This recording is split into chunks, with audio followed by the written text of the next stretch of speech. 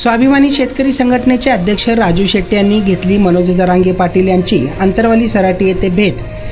त्यावेळी भेटीदरम्यान त्यांनी मनोज जरांगे पाटील यांच्या आंदोलनाला जाहीर पाठिंबा देत 20 जानेवारी रोजी मुंबईकडे मनोज जरांगे पाटील लाखो मराठा समाज बांधव घेऊन जाणार असून त्यांच्या या आंदोलनाला आपला पाठिंबा जाहीर केला आहे।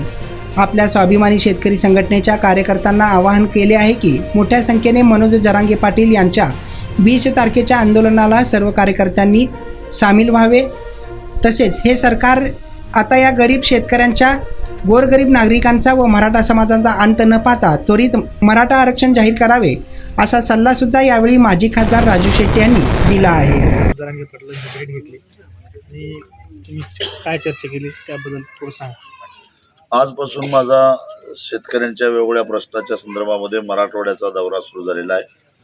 आज सकाळीच धाराशिव येथे शेतकऱ्यांच्या प्रश्नावर ट्रॅक्टर मोर्चा झाला आणि तो मोर्चा संपून जाफराबादकडे जात असताना मनोज जरांगे पाटील आज गावी आहेत असं समजलं, म्हणून आज त्यांची भेट घेतली। कारण त्यांचा जो लढा आहे त्या लढ्याला पहिल्यापासून पाठिंब्याची भूमिका स्वाभिमानी शेतकरी संघटनेने घेतलेली। त्यांच्या उपोषणाच्या दरम्यान मी इथं येऊन त्यांच्या तब्येतीची चौकशी करून गेलो होतो।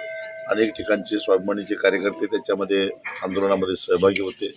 शिवाय त्यांची ज्यावेळी प्रकृती ढासळली होती त्यावेळी माझी ऊस दराबद्दल पश्चिम महाराष्ट्रामध्ये जी 22 दिवसाची पदयात्रा चालू होती ती सुद्धा खंडित केली आणि त्यांचं उपोषण संपल्यानंतरच मग पुन्हा ती पदयात्रा मी पूर्ण केली होती। कारण शेवटी ज्यांच्यासाठी ते आरक्षण मागत आहे ते हा सगळा शेतकरी समाज आहे आणि मी शेतकरी समाजाचं नेतृत्व करतो आहे।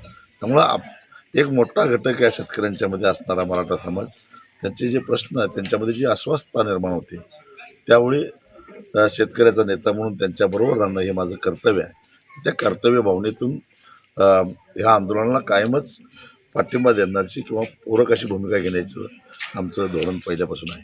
20 तारखेला जरांगे पाटील मुंबईकडे अंतरवलीतून निघणार आहेत, त्याही आंदोलनाला आमचा पाठिंबा असेल आणि स्वाभिमानीचे कार्यकर्ते ज्यांना ज्यांना शक्य असेल त्यांनी त्याच्यामध्ये सहभागी व्हावं अशा सूचना आम्ही दिलेल्या आहेत। 20 तारखे अगोदर तुम्ही आता सरकारला काय सांगणार? नाही, सरकारला माझं सांगणं एवढंच आहे की तर अंत बघू नका आणि विषयाची परीक्षा घेऊ नका।